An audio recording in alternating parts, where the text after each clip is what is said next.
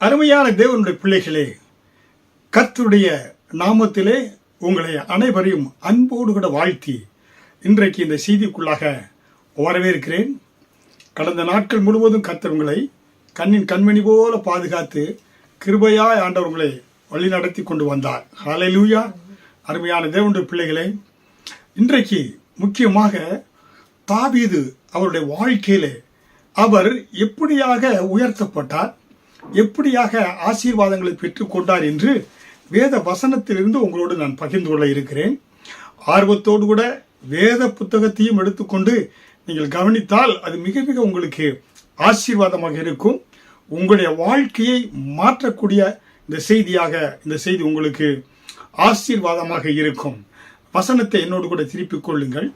சங்கீதம் 23வது அதிகாரம் வசனம் 5, என் சத்துருக்களுக்கு முன்பாக நீர் எனக்கு ஒரு பந்தியை ஆயத்தப்படுத்தி என் தலையை எண்ணெயால் அபிஷேகம் பண்ணுகிறீர், என் பாத்திரம் நிரம்பி வழிகிறது என்று தாவீது சொல்லுகிறார். ஹல்லேலூயா. பாருங்க, அருமையான தேவனுடைய பிள்ளைகளே, இந்த சங்கீதம் 23வது அதிகாரத்தை இஸ்ரேல் தேசத்தில் எடுத்துக்கொண்டா எல்லா பிள்ளைகளுக்கும் இந்த சங்கீதங்களை சொல்லி ஆசீர்வதிப்பாங்க. ஒவ்வொருவரும் இந்த சங்கீதங்களை தனக்கு உரிமையாக மாற்றி, வேதத்தில் இருக்க எல்லா புத்தகத்தில் 150 சங்கீதங்கள் இருக்கிறது. அதில் முத்தாப்பாய் விசேஷமாக ஒரு சில சங்கீதங்களை நம்ம சொல்லலாம். சங்கீதம் 23வது அதிகாரம், சங்கீதம் 91வது அதிகாரம், சங்கீதம் 121வது அதிகாரம், இப்படி நம்ம விசேஷமான சில ஆசீர்வாதங்களை சொல்லக்கூடிய சங்கீதங்களை சொல்லலாம். ஆனால் இங்கே இந்த சங்கீதம் 23 மிக மிக முக்கியத்துவம் வாய்ந்ததாக, இதை தாவீது மட்டுமல்ல, தேவனுடைய பிள்ளைகளாக இருக்கிற நாம் ஒவ்வொருவரும் இதை உரிமையாக்கி கொண்டு, இந்த வசனங்களை உரிமையாக்கி கொண்டு தேவன் நமக்கு வைத்திருக்கிற ஆசீர்வாதங்களை பெற்று இந்த பூமியிலே ஒரு வெற்றி வாழ்க்கை நம்ம ஒவ்வொருத்தராலும் வாழ முடியும் என்று நான் உங்களுக்கு உறுதியாக சொல்கிறேன். ஹல்லேலூயா. ஏனென்றால் இந்த சங்கீதத்தை இயற்றிய பொழுது அவர் ஒரு சிறுவனாக, ஒரு ஆடு மேய்க்க, ஒரு 13-14 வயது சிறுவனாக ஆடு மேய்த்து கொண்டிருக்கின்ற பொழுது அவன் சொல்கிறான், கர்த்தர் என் மேய்ப்பராய் இருக்கிறார். ஹல்லேலூயா. அருமையான தேவனுடைய பிள்ளைகளே, தன்னை ஒரு ஆடாக தாவீது நினைத்து கொண்டு கர்த்தரை ஒரு மேய்ப்பராக, குட் ஷெப்பர்டாக, நல்ல மேய்ப்பராக அவரை நினைத்து, தன்னை ஒரு ஆடாக நினைத்து கொண்டு இந்த சங்கீதத்தை அவர் இயற்றியிருக்கிறார். ஹல்லேலூயா.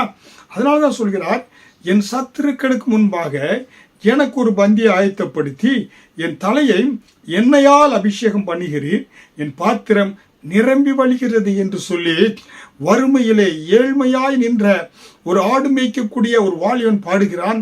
தீர்க்க தரிசனமாய் கர்த்தர் என்னுடைய வாழ்க்கையை மாற்றுவார், என்னுடைய எதிர்காலத்தை என் ஆண்டவர் என் தலையை எண்ணெயால் அபிஷேகம் பண்ணுகிறார். யாருக்கு முன்பாக? சத்துருக்கள் முன்பாக அவர் என்ன செய்கிறாரு? அவர் தலை எண்ணெயால் அபிஷேகம் பண்ணி அவர் என்ன செய்கிறார்? அவனுடைய பாத்திரம், அதாவது ஆவிக்குரிய வாழ்க்கை, பொருளாதார வாழ்க்கை, சரீர சுகத்திலும் நிரம்பி வழியக்கூடிய ஒரு ஆசீர்வாதத்தை.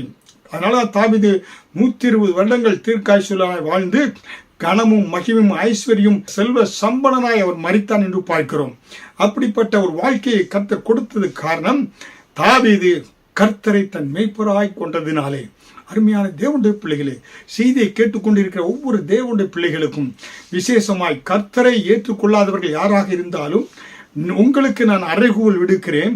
நீங்கள் கர்த்தரை, இயேசுவை உங்கள் சொந்த மேய்ப்பராய், கர்த்தரின் மேய்ப்பராய் இருக்கிறார் என்று நீங்க சொல்கின்ற பொழுது, உங்கள் இரட்சகராய், உங்கள் தேவனாய் இருக்கிறார் என்று நீங்க அவரை மேய்ப்பராய் ஏற்றுக்கொள்கின்ற பொழுது, உங்களுடைய சத்துருக்களுக்கு முன்பாக உங்கள் தலையை எண்ணெயால் அபிஷேகம் பண்ணுவார். உங்களுடைய பாத்திரம் நிரம்பி நிரம்பி வழியக்கூடியதாக இயேசு மாற்றக்கூடியவராக இருக்கிறார்.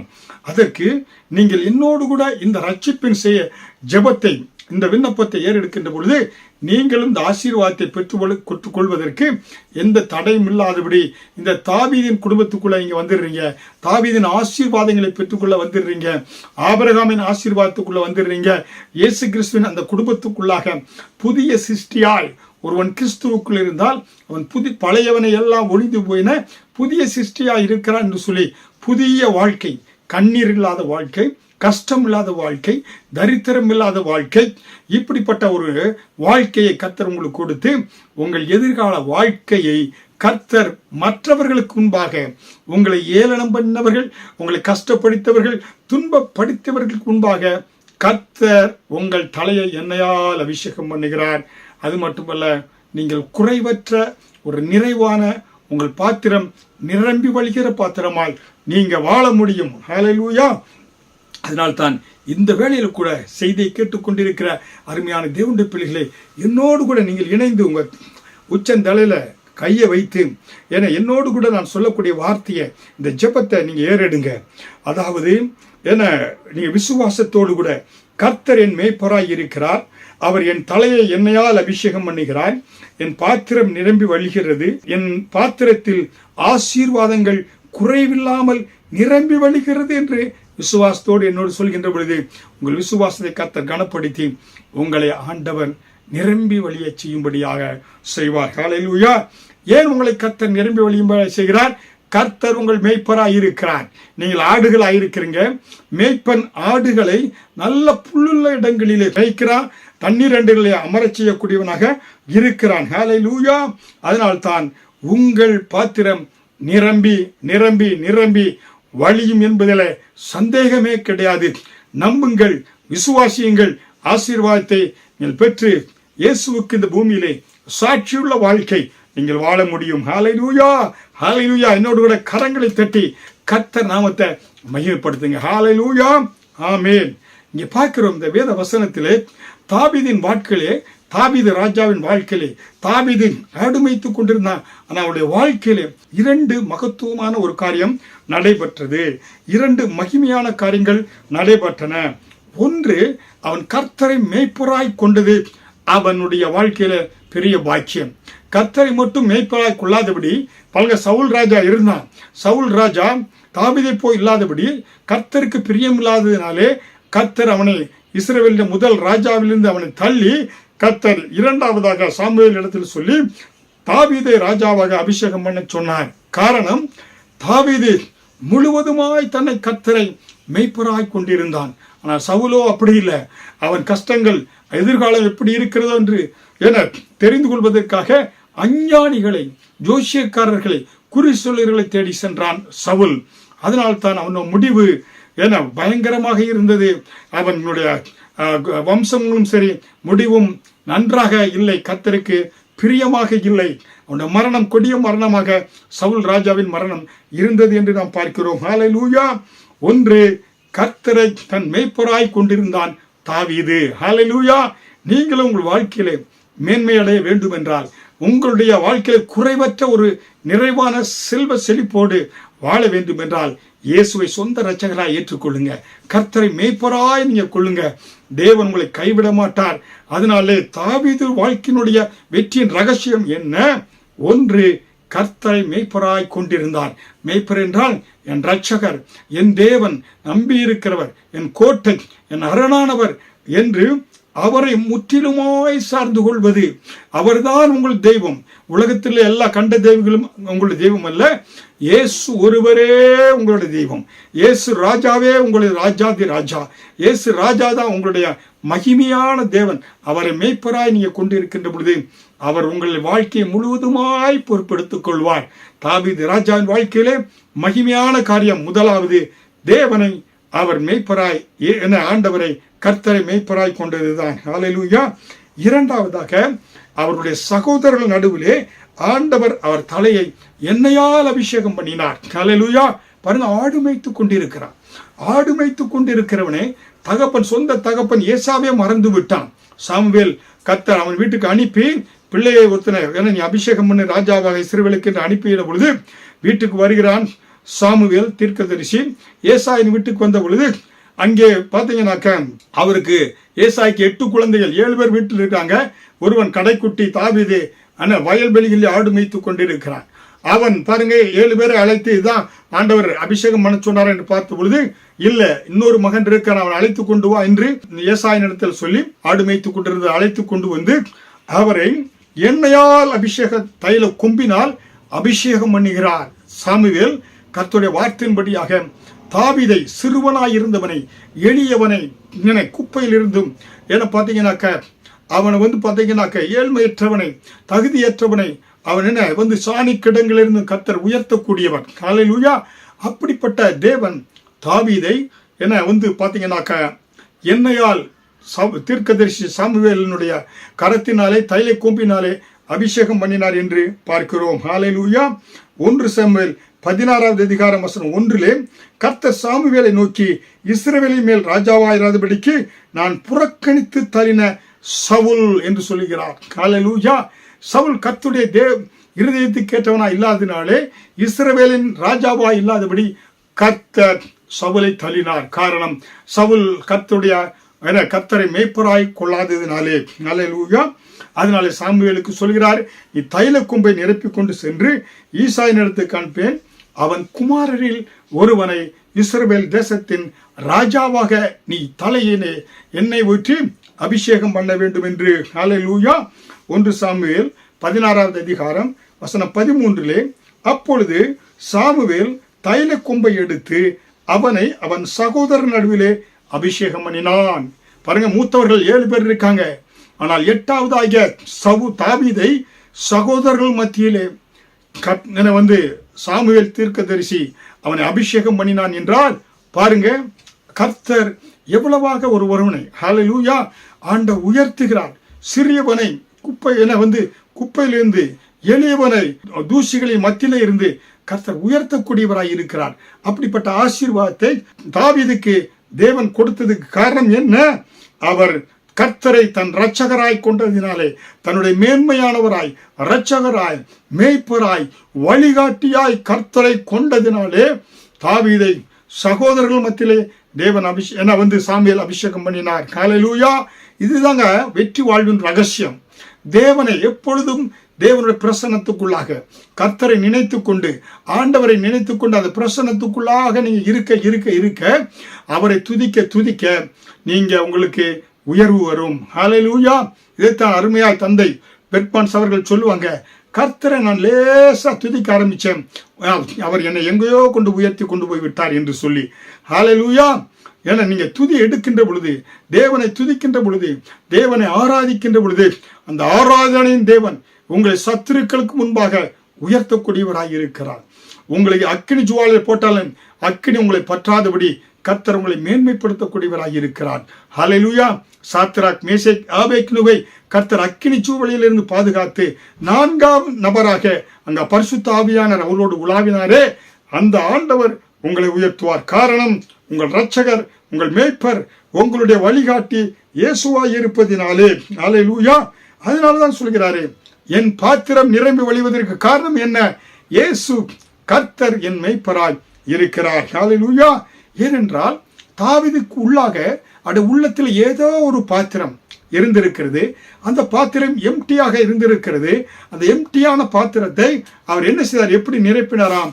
கர்த்தரை துதிக்க அந்த இருதயமாய பாத்திரம் நிரம்ப ஆரம்பித்து ஆண்டவர் இன்னும் அதிகமாக அவர் துதிக்க ஆரம்பித்தார். ஹல்லேலூயா.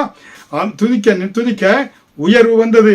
காட்டில் இருந்தவனை வீட்டிற்கு அழைத்து இஸ்ரவேலுடைய ராஜாவாக அபிஷேகம் பண்ணினார். ஹல்லேலூயா. அந்த அபிஷேகத்தினாலே அவனுடைய உள்ளம் பொங்கி வழி ஆரம்பித்தது. ஹல்லேலூயா.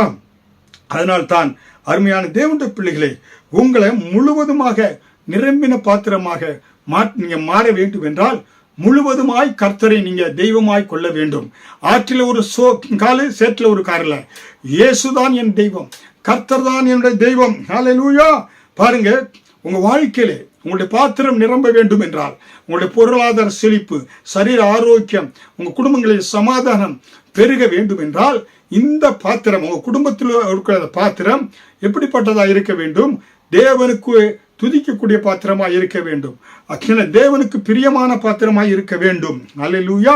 பாருங்க, நம்ம வீட்டில் அதிகாலையில் பால்காரன் வர்றான், அவன் சைக்கிள் பெல் அடிக்கிறான், நம்ம வீட்டிலிருந்து பாலை வாங்க போறோம், அப்படியே வீட்டிலேருந்து பாத்திரத்தை எடுத்துக்கொண்டு நம்ம ஓடுகிறோம்னு வச்சோங்களேன். அந்த பாத்திரம் சுத்தமான பாத்திரமாக இருக்கணும். பழைய பாத்திரத்தை எடுத்துக்கொண்டு போய் வாங்கினோம்னா, ஏன்னா அது என்ன, அந்த பால் போட்டுன்னா பால் அது கெட்டு போய்விடும். அதனால இல்லைன்னாக்க பாருங்க, ஒரு பாத்திரம் வைக்கிறீங்க, ஒரு அழுக்கான பாத்திரம், அதை ஒரு பைப்பை திறந்து விடுறீங்க, அந்த அழுக்கான பாத்திரத்தை அந்த பைப்புக்கு அடியில் வைக்கும்போது தண்ணீர் போகும்போது அதுக்கு உள்ளே இருக்கக்கூடிய எல்லா அழுக்குகளும் வெளியே வர ஆரம்பித்து சில நேரத்தில் அழுக்கு இல்லாதபடி நல்ல தண்ணீரை நீங்கள் பார்க்க முடியும். அதனாலே அருமையான தேவனுடைய பிள்ளைகளே, உங்கள் வாழ்க்கையிலே தேவன் உங்கள் பாத்திரத்தை நிரம்பி வழிய செய்ய வேண்டும் என்றால் கர்த்தர் தான் உங்கள் உள்ளத்தில் இருக்கணும். தேவனுக்கு முக்கியத்துவம் கொடுக்கணும். முதலாவது தேவனுடைய ராஜ்யத்தையும் அவருடைய நீதியை தேடுங்கள், அப்பொழுது இவைகளெல்லாம் உங்களுக்கு கொடுக்கப்படும் என்று சொல்லி, ஏன்னா வேத வசனத்தில் யோவான் 6வது அதிகாரம் 33 பார்க்கிறோமே, முதலாவது தேவனை தேடுங்க, கர்த்தரை தேடுங்க. தேடுகின்ற பொழுது உங்கள் பாத்திரம் நிரம்பி வழியும். ஹல்லேலூயா. அப்ப முதல்ல உங்கள் உள்ளமாய பாத்திரம், ஹல்லேலூயா, உங்கள் தனிப்பட்ட உள்ளமாய பாத்திரம் தேவனுக்கு முன்பாக திறந்து வைத்திருக்க வேண்டும். ஒவ்வொரு நாளும் அதிகாலை எழுந்த உடனே வெற்றிக்குரிய காரியங்களை உங்களுக்கு சொல்லுகிறேன். அதிகாலை எழுந்து அப்படியே கரங்களை உயர்த்தி அப்படியே கர்த்தரை துதிக்க ஆரம்பித்துருங்க. ஆண்டவரே, இன்றைக்கு என்னோட உள்ளமாய பாத்திரத்தை நீங்க நிரப்புங்க, கிருபையால் நிரப்புங்க. ஆண்டவரே, உம்மை துதிக்க ஆரம்பிக்கிறேன், என் உதடுகளினாலே உம்மை துதிக்கிறேன், உம்மை ஆராதிக்கிறேன் என்று சொல்லி கர்த்தரை முகமுகமாய் நீங்க தேவனை நோக்கி ஆராதி துதிக்கின்ற பொழுது அந்த நாள் முழுவதும் உங்களுக்கு வெற்றி நாளாய் மாறும். ஏனென்றால் அதிகாலையிலே வெற்றி வேந்தனாகிய தேவனை நீங்க தரிசித்து விட்டீங்க. கர்த்தர் அன்றைக்கு நடக்கக்கூடிய எல்லா காரியங்களுக்கும் வெளிப்படுத்துவார்.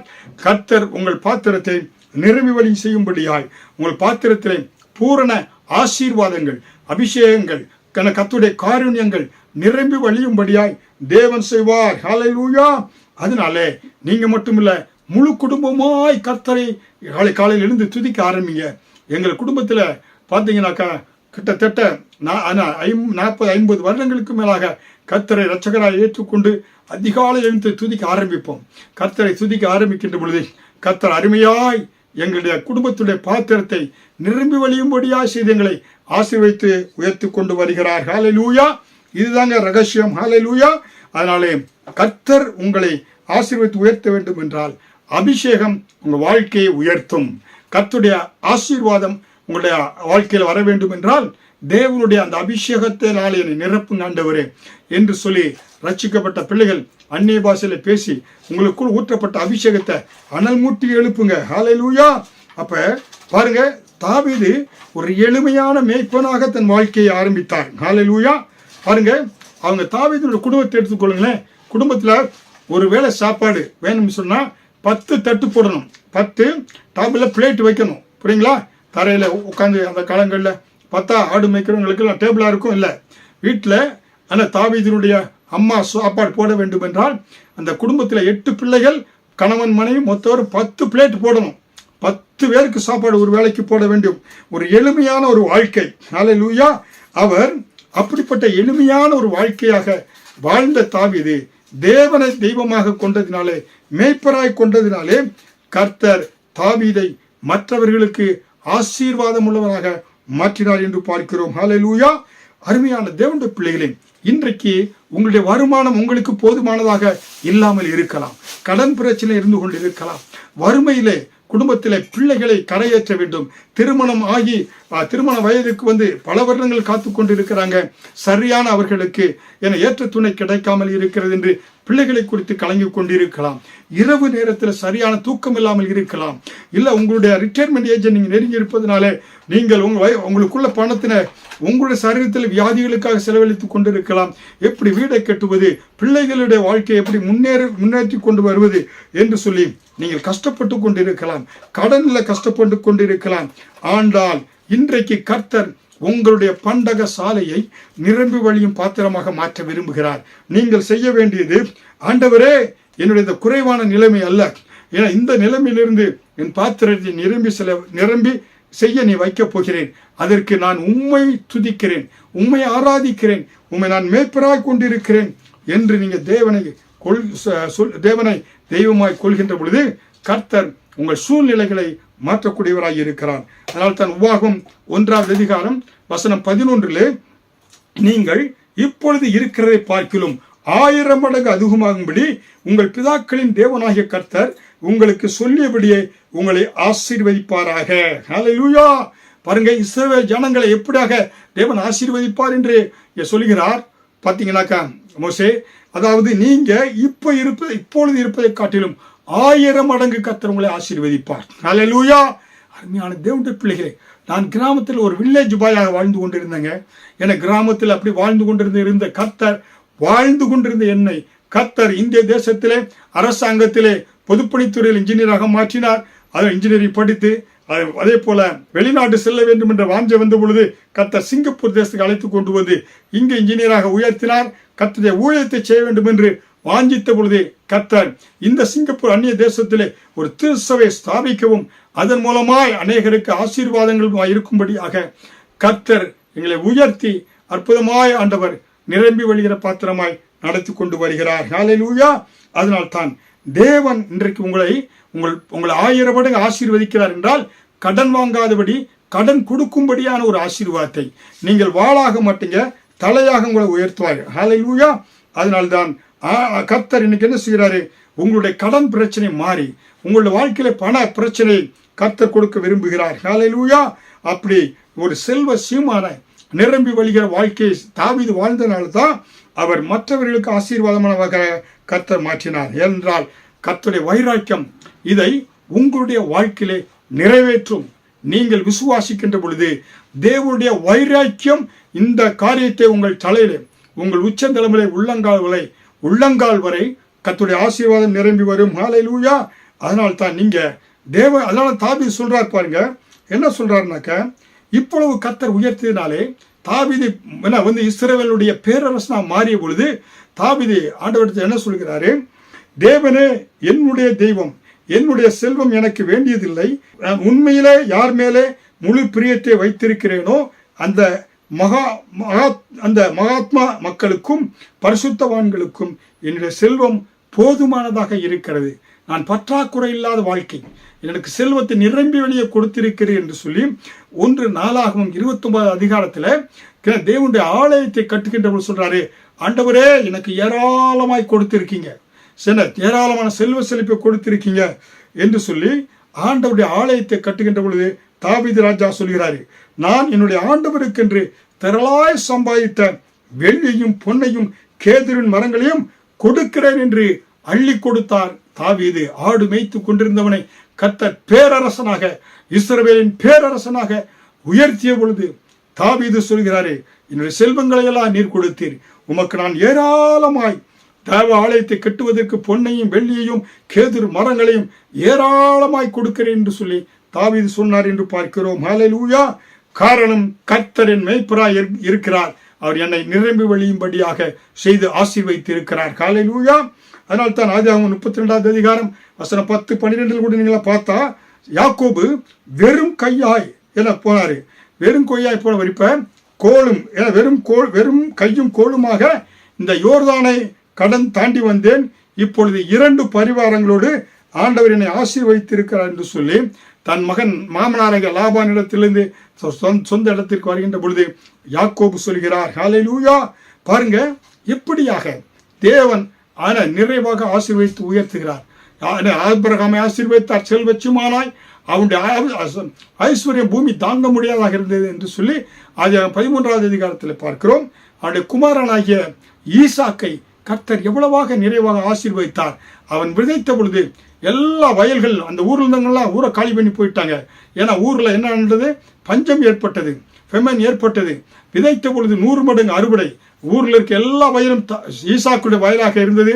விதைத்தான், 100 மடங்கு அறுவடையை பெற்றுக்கொண்டான் என்று பார்க்கிறோம். அதே போல அவனுடைய குமாரனாகிய யாக்கோபு அவன் 2 வெறும் கையாய் போனான், இப்பொழுது 2 பரிவாரங்களோடு திரும்பி வருகிறான். அதே போல பாருங்க யோசேப்பு, அவன் ஆதியாகமம் 41வது அதிகாரம் 46 பாருங்க, அவனையும் கர்த்தர் ஏராளமாய் அந்நிய தேசத்தில், எகிப்து தேசத்தில் ஒரு பிரதம மந்திரியாக உயர்த்தினார் என்று நம்ம பார்க்கிறோம். ஹல்லேலூயா. அருமையான தேவனுடைய பிள்ளைகளே, இன்றைக்கு உங்களுடைய ஆண்டவர் உங்களை திரளாய் பெருகச் செய்வார். இயேசுவை தெய்வமாய் கொண்டிருக்கிற ஜனங்களே, கர்த்தர் இன்றைக்கு உங்களை என்ன அற்பமாய் சொற்பமாய் அல்ல, ஏராளமாய் தாராளமாய் திரளாய் கர்த்தர் உங்களை ஆசீர்வதித்து உயர்த்துவார். ஹல்லேலூயா.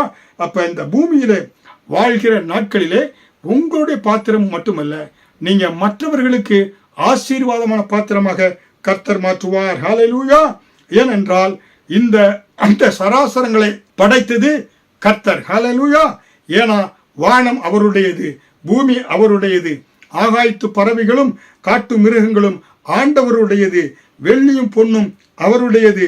எந்த மனுஷனை உயர்த்தவும் எந்த மனுஷனை மேன்மைப்படுத்தவும் கர்த்தரால் முடியும் என நம்ம ராஜாதி ராஜாவாக இயேசுவால் முடியும்.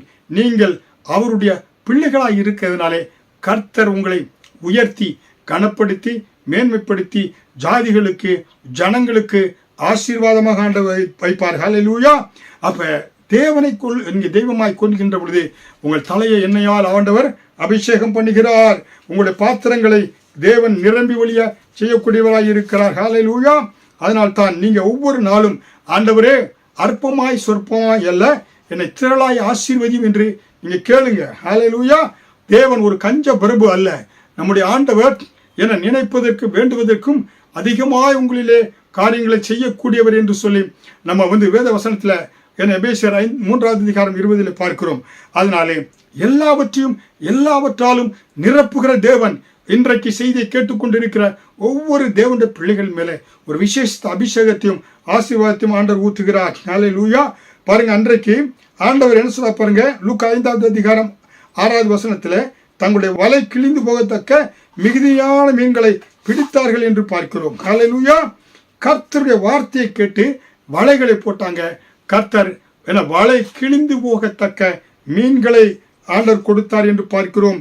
பேதுருடைய வாழ்க்கையில அப்படிப்பட்ட காரியங்கள் நடைபெற்றது. ஹல்லேலூயா. இப்ப பாத்தீங்கன்னாக்க இன்றைக்கு கிராமங்களிலே பெரிய கிணற்றுல தொட்டி இருக்கும், பம்ப் செட் இருக்கும். அந்த தொட்டியில பம்ப் செட்டில் வரக்கூடிய தண்ணீர் விழுந்து அந்த தொட்டி நிறைந்து பக்கத்தில் இருக்கக்கூடிய வயலுக்கு செல்லும் போது அந்த தொட்டி பக்கத்தில் இருக்கக்கூடிய நிரம்பி வழிந்து தென்னம்பிள்ளை பக்கத்தில் பல மரங்கள் செடிகளை வைத்திருப்பாங்க. அதற்கு அந்த தண்ணீர் தொட்டிலிருந்து வழிகிற தண்ணீர் பாய்ந்து செல்லும்.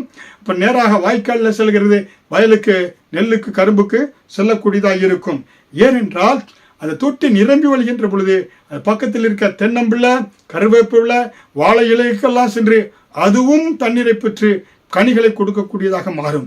கர்த்தர் இன்றைக்கு உங்களை நிரம்பி வழிகிற பாத்திரமாய் ஆசீர்வதிக்கின்ற பொழுது நீ மட்டுமல்ல, உன் உடன்பிறப்புகள், தங்கை, அக்கா, அண்ணன், தம்பி, மாமன், அதே போல உன்னுடைய பெற்றோர்கள் எல்லாம் அந்த ஆசீர்வாதத்தை நீங்க பெற்றுக்கொண்டு தேவனுக்கு சாட்சியாய் இந்த பூமியிலே நீங்க வாழ முடியும். ஹல்லேலூயா. என்று எத்தனை பேர் இந்த ஆசீர்வாதத்தை விரும்புகிற? கர்த்தர் இன்றைக்கு அப்படியான ஒரு ஆசீர்வாதத்தை கர்த்தர் உங்களுக்கு கொடுக்க விரும்புகிறார். ஹல்லேலூயா. அருமையான தேவனுடைய பிள்ளைகளுக்காக நான் பிரார்த்தனை செய்கிறேன்.